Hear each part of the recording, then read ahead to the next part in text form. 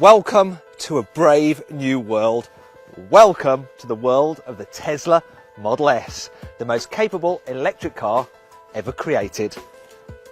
It's awesome!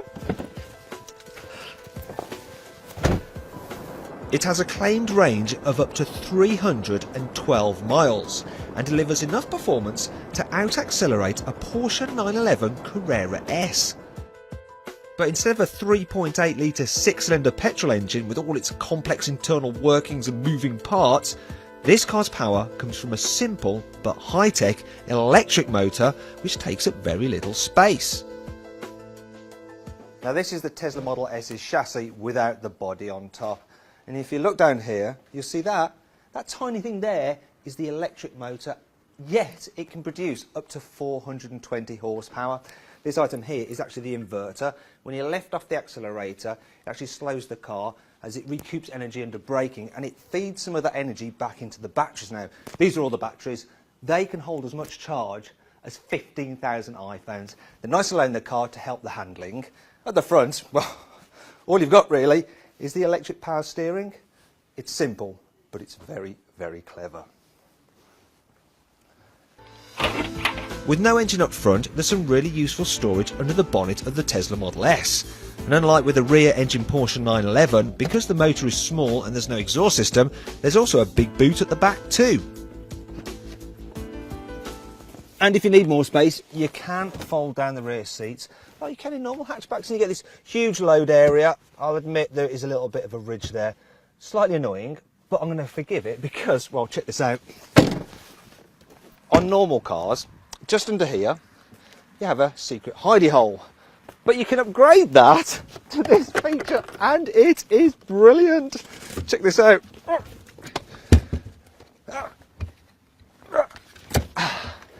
There we go. And then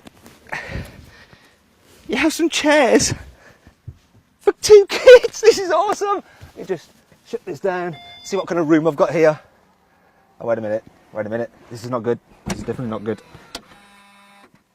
Yeah, I want to get out now. Can you let me out? I want to get out. It's not good here.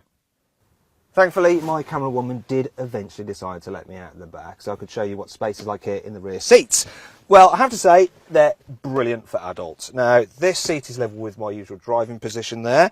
And as you can see, I've got lots of knee room. You may have noticed that, well, my knees are a little bit up round my ears, look. And that's because the floor's quite high because you've got the batteries underneath there. That also means that headroom, well, there's not loads of it, but it's all right. I think 6-footers will just about be okay in the back of this car. But it's got a lot of things going for it because, look, you've got a completely flat floor there. Look, this cutaway here. This seat is nice and flat as well, so the person in the middle seat, well, they don't feel hard done by at all. You can genuinely carry 3 adults in the back of this car, and they will be comfy. Also, let's say you need to charge the car and it's going to take a while. You can use this really comfy seat, actually. Just lie down and have a bit of a nap. So, yeah, if you'll excuse me. While I have a cheeky nap, why don't you take a look around the Tesla's cabin? As you can see, it's got a very minimalistic design, and the quality is actually up there with what you can expect from German manufacturers. Speaking of which, some of the switchgear is actually taken from Mercedes. The standout feature though is this huge screen. I mean, it's like a giant iPad, and it's just so easy and intuitive to use. With the nav, you just input your address. It uses Google Maps and it will show where the traffic black spots are. And you can, well, because it's so big, you can actually just move the map around and find your own little rat runs there. It's really good, that feature. Now, if you do lose signal, because it runs on 3G, if you lose that signal, it doesn't matter because you have normal sat nav using GPS and you get the directions up there on the instrument binnacle, so you don't have to worry. Like I said, you've got 3G, so you can go on the internet, you can surf the internet.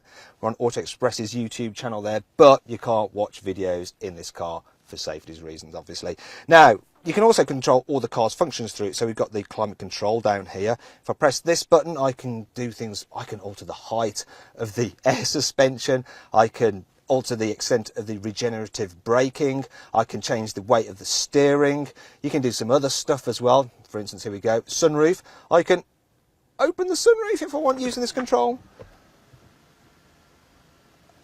I mean, it's all just so high tech. It's brilliant. I think I've said brilliant quite a lot in this review already, haven't I? Then there's the smart key. You just keep it in your pocket. When you put the car in park and walk away, it just turns itself off.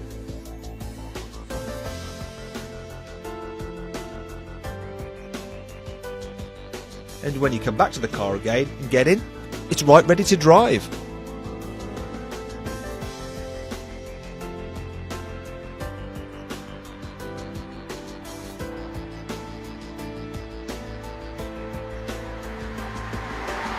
So then, the drive, well, let's just say that the way this Tesla Model S feels to drive, you'd think that Tesla have been making cars for decades and decades. In fact, it's a little bit embarrassing that the chap who originally invented PayPal, Elon Musk, then thought, do you know what, I fancy making an electric car. So that's what he did with this car, and he's gone and done it better than Mercedes, VW or BMW can. I drove this very Model S on a 600-mile round trip to Wales and found it comfy when cruising and fun when I wanted to chuck it through some corners, even though it actually weighs over 2 tons. You can probably tell as well, it's also very, very quiet in here. I mean, the only thing that you really notice when you're travelling at speed is that if you're on rough surfaces, you get a bit of tyre roar, but it's mainly just from the back wheel, so yeah, if you're in the front, you don't really notice it at all. At the moment, you can get the Tesla Model S with 2 battery sizes and 2 power outputs, although a dual motor version with 4-wheel drive and up to 700 horsepower is on the way. That should be totally mental, as even this 420 horsepower P85 model can do 0 to 62 miles an hour in just 4.2 seconds. But this car actually feels even faster than those numbers suggest, because the electric motor, it gives you maximum thrust the moment you put your foot down. So let's say you're just cruising along at 40 miles an hour, you want to overtake someone, you floor the throttle, and well, the acceleration is just mind-boggling. I mean, the best way for me to describe it to you is, well, have you seen the film Star Wars? Well, you know that bit where they put the Millennium Falcon into hyperdrive and they make the jump to light speed, and all of a sudden it's like, and everything just goes blurry? Well, it's kind of like that. This silent, instant acceleration is terribly addictive, but you have to be careful, as driving like this devours charge like a false earth. Now, it's the same with any car. The faster you go, the quicker you use your fuel. However, running low on petrol or diesel isn't really an issue, as there's plenty of places to fill up. Not so with an electric car. The most common option of charging the car is through a normal main socket with a 3-pin plug. The only problem is that the rate of charge is so slow and the Tesla's battery is so huge that it only charges the car at a rate of 4 miles of range added for every hour charged. And I can walk at about 4 miles an hour, so that seems largely pointless. A much better option is to use one of these rapid chargers, which you find at many motorway service stations. Now, if you use AC current, they'll charge the car at a rate of 70 miles of range added for every hour charge, which is much better. What you normally do is use one of these little cards here, and you just scan in and it lets you charge the car. Unfortunately, this particular charger has gone offline, so it's not working. And if I was running low on battery, that means I'd be stuck. The best bet though is a Tesla supercharger. These can charge at an incredible 440 miles an hour. Trouble is, they're quite rare here in Britain. But as more superchargers come online, the Tesla Model S's appeal will undoubtedly increase here in the UK. But even then, charging takes a lot longer than filling a normal car with fuel. And that's why my journey to Wales took a lot longer and a lot more planning than if I'd gone in a normal petrol or diesel car. I also found out that even though this car is supposed to be able to do over 300 miles on a fully charged battery, I actually only got 200 miles, and that was despite the fact that I stuck pretty much religiously to the speed limit. There are a few other annoying things as well, like how in-car storage is limited. There's no door bins. The glove box is quite small, and the cup holders won't fit larger drinks. Yes, there's a big space between the front seats for stuff, but when you accelerate, it all slides about. After spending quite a lot of time with this car, I've noticed a few problems, such as the thick A-pillars and the way they're steeply raked. It gives you quite a bit of a blind spot when you're putting out a junction, so you end up kind of going like that, trying to look around them.